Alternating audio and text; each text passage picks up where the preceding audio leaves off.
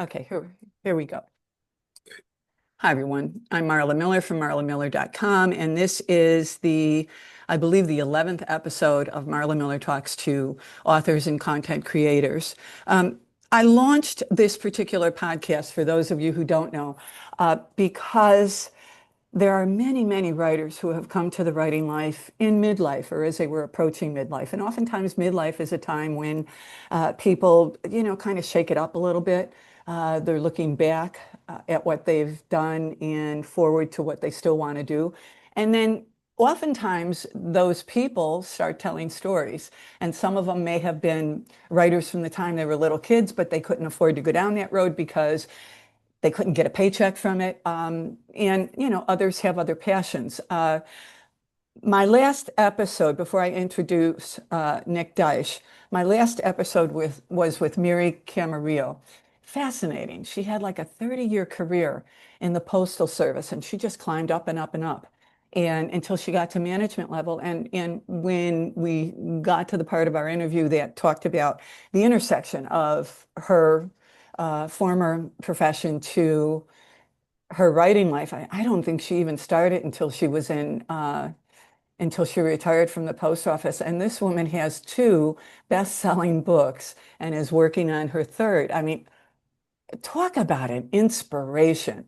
So it's not over till it's over, folks. And I hope that those of you who are thinking, oh, maybe I want to, at least dabble in writing, at least see what it might be about, or those of you who have been writing secretly, closet writers.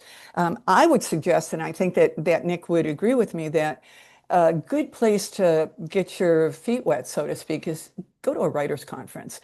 That's where I met Nick Deitch. Oh, I think it was more than 10 years ago, but Nick will tell us. And he came into my workshop, and I believe he was just starting on Death and Life in the City of Dreams, which is his debut novel, just came out. And I heard in the voice poetry. And he's an elegant writer. He's got a big story that I believe covers maybe a couple of generations. I'm just getting into it now. But welcome to Marla Miller Talks to Authors and Content Creators, Nick. I'm delighted to have you on the show. Oh, thank you, Marla. This is wonderful. And you're reminding me of that first conference. I think it was 2012. Okay. I actually started writing this piece in 2008. It's been 18 years. But, I had not a clue when I started this how to write fiction. Mm-hmm.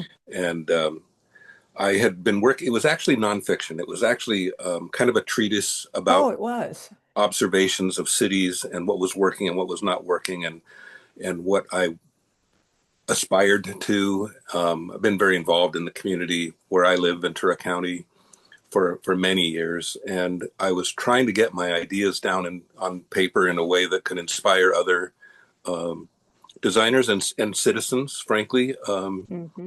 And so I was working on this nonfiction thing, and I had read a book called The Post-Automobile City, and I'm trying to remember the author's name. I should have looked it up. He's a professor, a land use professor at Southwest University. And I read this book and I really admired it. And I sent him an email and I asked him if he would look at my manuscript of this nonfiction work and tell me what he thought of it. And in that nonfiction work, I had included some vignettes of people approaching the podium in a public hearing to speak about an affordable housing project in their neighborhood. And one of them was an older man who was just terrified of this project. And I put myself into his head. What is this guy afraid of? And he was afraid of the impact on his property values. And he was afraid of the crime. And he was afraid of the traffic that was going to come. And he's old and he's having trouble already driving. And he says, I have to drive everywhere I go. And I'm sick and tired of all the traffic. Mm-hmm. And the next person testifying was an older woman who said, if you build this project, my son can bring his family back to my neighborhood and I can be a grandmother. And, so when I sent this thing off to him, it took him about a week and a half. He responded back. He said, this is all great. It's all good stuff about cities. You're well done. But these vignettes, I've never seen anything like that. Have you thought about writing a novel? Is that right? That was it. Wow. And That's a great story, Nick. it literally, in that moment, I was like, I realized how much work it was to write the nonfiction stuff and how much fun it was to write the vignettes. And it really became an obsession almost overnight, Marla. I was waking up at 4 in the morning. I couldn't sleep. I was thinking about it. I wrote 630 pages in 6 months. Did you really? Yeah. And I thought, wow, that was easy, And then I read it. Yeah. And then I read it, Yeah. and it was like, oh my God, this is crap. Or a shitty first draft is Yeah, what I shitty refer. first draft. Yeah, I Exactly. prefer to call it that, Nick. Yeah, I didn't know that term yet. I hadn't gone to the conference. Got it. Got it. Got it. So, it sent me on this journey Mhm. um, of learning how to write, and of also kind of learning more about who I am, and what this was. Why did I want to do this? Interesting. Yeah, When in my workshops, most of my workshops, especially with newbie writers, when we talk about the difference between nonfiction and fiction, I pass along to them what was passed along to me, and that is, if you want to if you want to write about facts, write nonfiction. If you want to tell the truth, write hmm, fiction. And I beautiful. think there's a lot of truth to that. Yes, And so I've actually encouraged one of my writers who is good, for a woman who hasn't spent her formative years or her adult years writing, yeah, but she's concerned about the impact that it will have on her family. yeah, And then we started talking about, well, flip it into a novel and go have fun. Don't yeah, think about the end result, just go have fun. And it sounds like that's exactly what you did. yeah. And It, so then you came to the conference. So tell us about how you know, built the bridge between your architectural practice, which is in high gear, right? In yeah, Ventura. I yeah. mean, you work hard.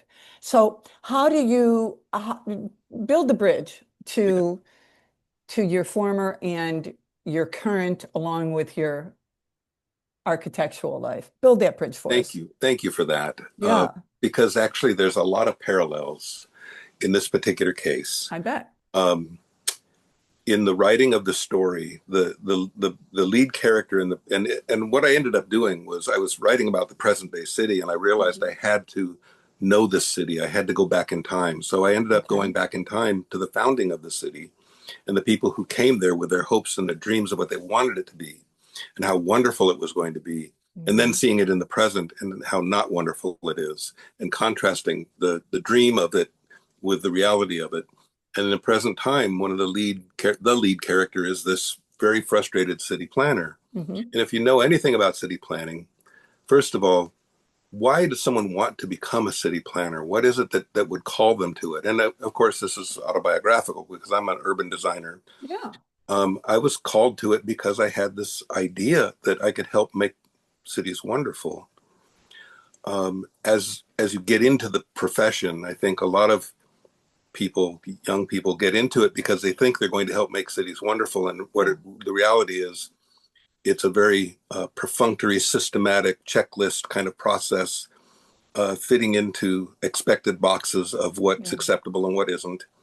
And and frankly, the reality of the automobile, which has been a complete devastation to our cities and to our environment. And so, as I was writing about this lead character, I was also experiencing these things in my own personal life.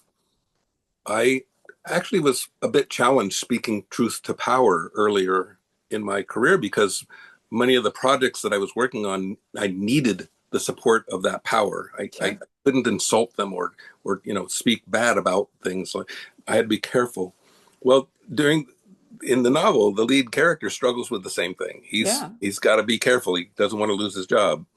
Over the arc of his journey, he finds his voice, and a lot of that is through the Mhm. persuasion of his wife, who is struggling with multiple sclerosis, Mhm. and a young planning commissioner who is challenging him and calling him out. Why are you here? What are you doing? Mhm. And as I wrote his journey, my journey was also evolving, Got clearer. got clearer. Yeah, sure. And I teach a class at Ventura College in hand sketching for architecture students. But what it is basically is a captive audience for me. I get to talk to them about this stuff while they're sketching. That's sweet. And I've started talking to them about the hero's journey Yep. because I started to realize that we're all living our own hero's journey. And we can do that unconsciously and see what happens, or we can do it with intention and make some choices. Yeah. And I saw that that's what was happening to me as I was writing this character's journey. You know, Nick, I really appreciate what you're saying. I relate to it intimately. Um, I have been concerned that the writing community, which I've always considered the leaders of our republic, what would we do? Who would we be if we didn't have it documented? And until very recently, I've been concerned because writers have been fairly quiet.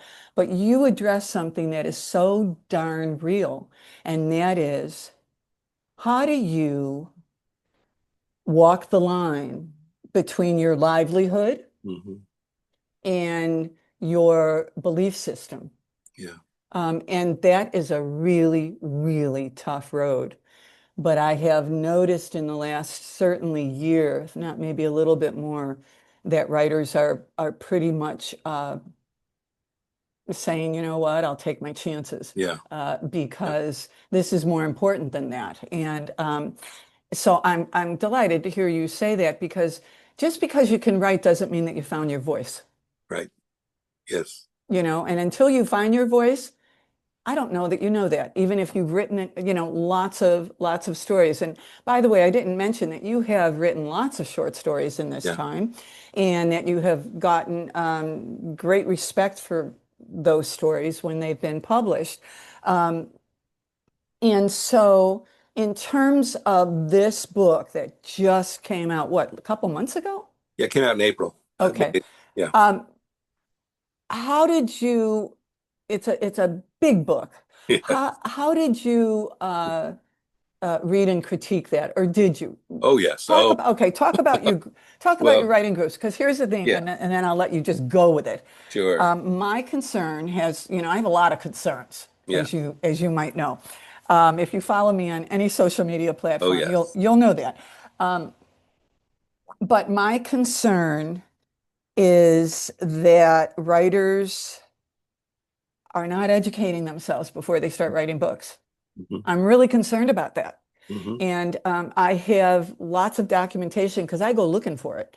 I have a Reddit group, and Reddit's mostly young people. And I got to tell you, I'm getting respect finally. I don't spend a lot of time on it, but these young people, and they are mostly, I think, in their 20s, they just think that they can learn all their craft on social media. Oh, yeah. Yeah. And that is prevalent. Yeah. And so talk to me about your ongoing continuing education. I know that you do it in architecture. Sure. How are you doing that in your writing life? And then in particular, how it relates to this book right here? Yeah, thank you. Mm-hmm. And honestly, one of the joys that I discovered in this process was the thirst to understand why certain books resonated with me and why the writing resonated. And you just become much more conscious about the craft of the story and the way that it pulls you in and speaks to you. And you talked about finding your voice. And it's interesting because I think for most of the people that I've met who have a passion for writing, the voice is in there somewhere. They just maybe haven't discovered it yet. And I think in some ways it's about learning how to get out of our own way. And I struggled with that initially, because initially this novel was me trying to explain to everybody what was wrong with our cities and how to fix them. And, you know, and I didn't understand how nuance. intimate you have to be. Yeah. And to let the story and the characters speak their truth. Yeah. So you know, I started reading books about writing, and of course reading books that just drew me in. You know, find those authors. I have a collection of books, probably 5 or 6 books that I have read probably 4 or 5 times. Me too. And I just go Yeah, back to them. me In too. fact, part of my writing process, when I wake up, I wake up at 4 o'clock every morning. Hmm. It's when the house is quiet. It's mine. I don't have to answer to anybody. Yeah, One of the things that I do to get myself into a writing space is read something I love from someone, that's a good idea. I'll just open it up and just start to read. Hmm. And it just takes my soul to that place Yeah, of being with the words. And yeah. yeah, it's magical. And the reality of the day ahead of you just fades away. I'm not there. I know, I know. I don't want to be there. So yeah, and then and I think probably, to be very candid, your workshop in particular, because I did workshop this novel. I mean, it was, Hmm. it got to be a little bit of a running joke, because this is, I would show up and read stuff from this novel. It's like, oh, you're still working on that thing, and Yeah. I was very unashamed of it. Yes, I'm still working on it. Here's the latest. Hmm. Um, I did ultimately start writing short stories because I needed to do something I could finish. Makes sense. And plus, you can Yeah, it learn makes a lot. sense. Damn right you can. Yeah. I I, think it's harder to write a short story than it is a novel. you know, I I couldn't imagine myself doing it. And Mhm. then one day on my way to work, I had this epiphany. I wanted to write a collection of stories about the last day of someone's life. Wow. and Heavy. and and it started out very heavy, and then it became the last day of something. Okay. But I have a collection of 11 short stories that are going to be published this year, Excellent. Good. and you've heard some of them, Hmm. and but it was a great way to learn and sort of craft character and nuances of dialogue and things like that. It was very fun. So in the at the writers conference, I have a very clear memory of reading I in do your too. and you usually shut someone down after about 2 minutes, and you weren't shutting me down, and I kept reading, and I Yeah. kept looking over like, and you were like, no, no, keep going. Yeah. And there was a gentleman sitting behind me that I didn't yet know, named Rick Shaw, Oh gosh. and he was listening to this, and you were letting me read more than normal. And it was one of those, out of body experiences. While I was reading, I was like, this doesn't feel real. This isn't, Yeah. but what you did for me in that moment, um, was an incredible validation, because up until that point, I really did feel like I'm not sure I belong here. I'm I not sure know that what I'm doing. feeling. Yeah. Yeah. I know that Um, feeling. so soon after that, I got a call from Rick about joining a writers group. Cool. Yeah. Hmm. And that writers group turned out to be magic. That was Rick Shaw and Stephen Vessels Yeah. and Mac Talley and Marianne Knight, and ultimately Angela Borda joined. And it was just this rich group of very Hmm. passionate writers. Hmm. And with a writers group, as you know, you need to have this circle of trust. You need to be able to know that Indeed. you can share anything, and be prepared Hmm. to receive anything. That's right. Um, but it can be so fun and Well, so, that's why you go.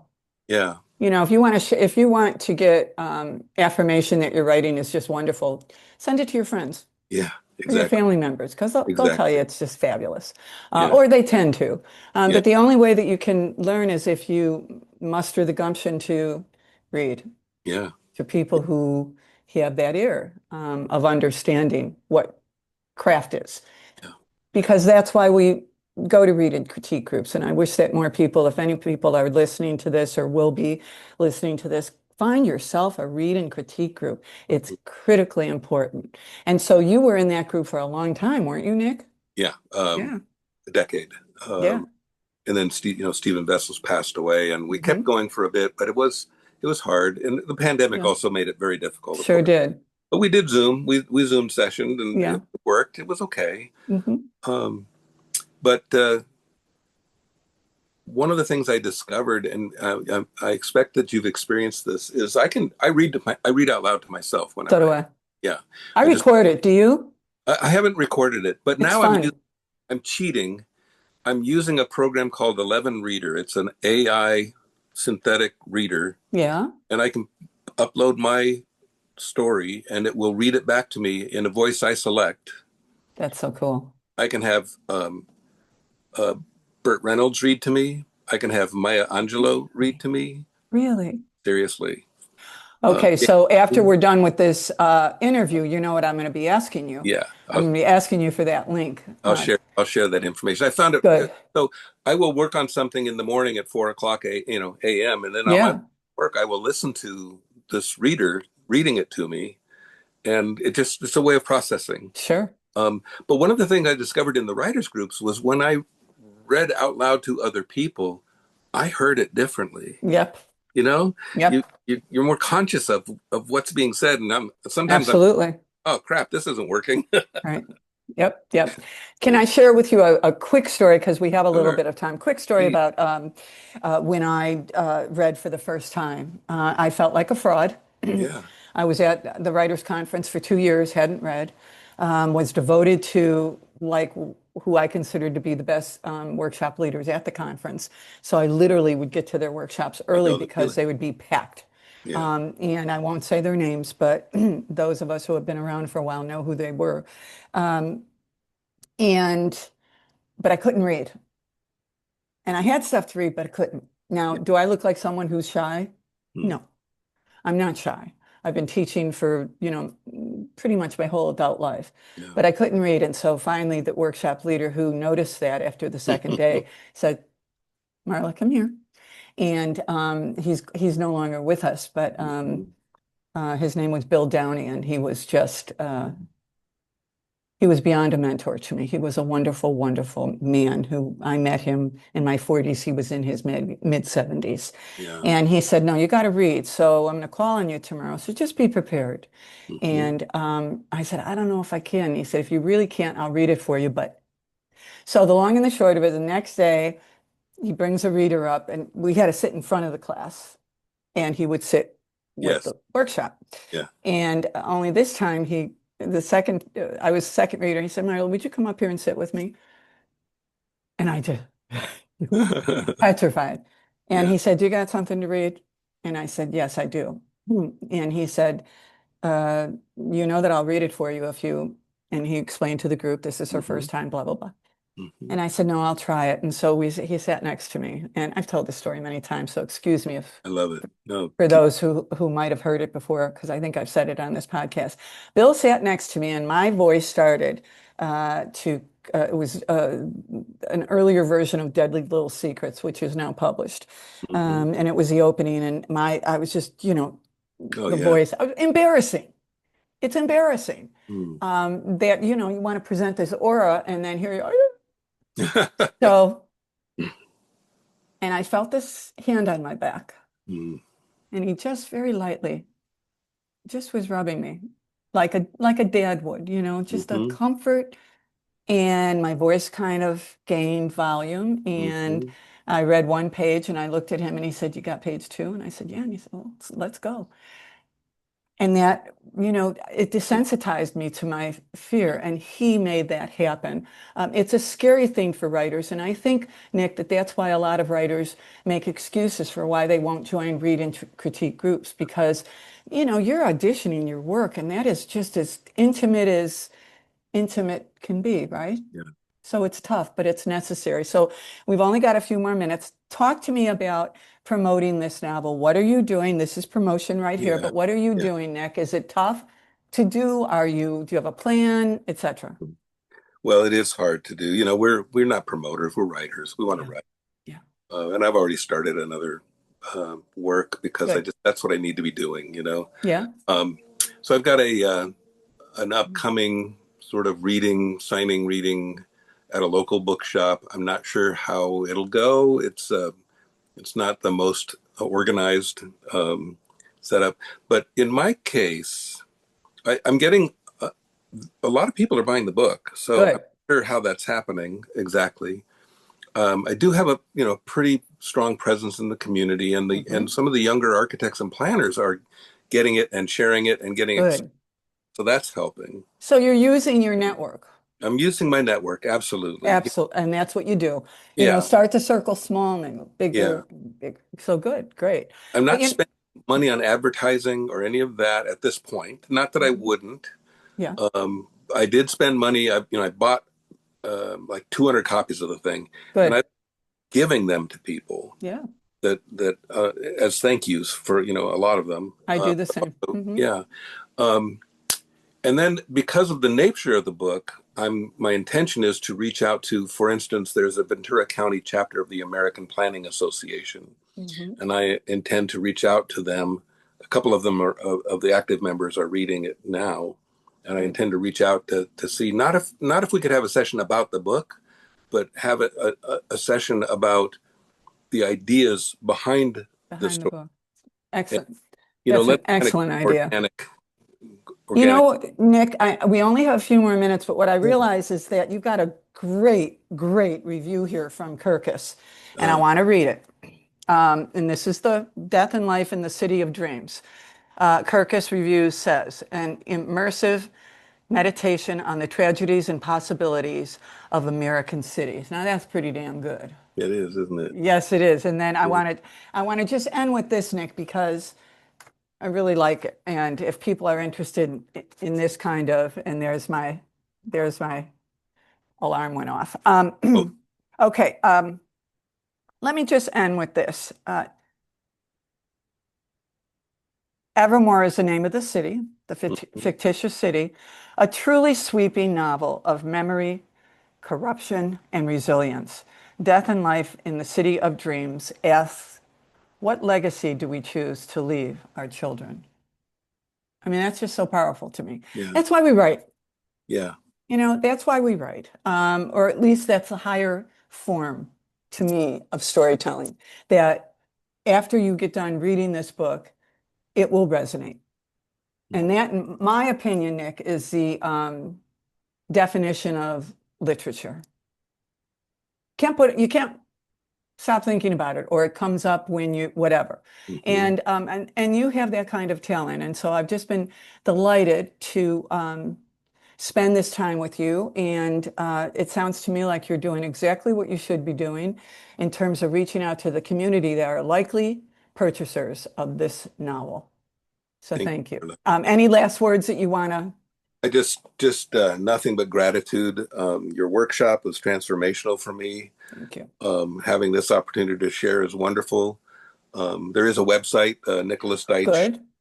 nicholasdeitch.com, I think it Yeah. is. Okay. And I'll be sharing more of my writing as I continue this journey. Good. And then email me, Nick, because when I put this up, so for those who are listening, I put this up on YouTube first, Yeah, and then I start disseminating it. But um, give me all your links that you want me to okay, include in the write-up. sure. I will Okay, do that. cool. Marla, Nick, it's been wonderful talking to you. And again, one last holdup of his novel, and you have to be someone who really loves reading because it's a big because one. this is a hefty book. It's two books in one, past and present. It really, do you start in the past or do you? It starts in the 1950s with a murder. Oh, Yeah. okay, cool. Mhm. Thanks, Nick Deitch. Thank you, Marla. Appreciate it. Okay. Bye. Bye-bye.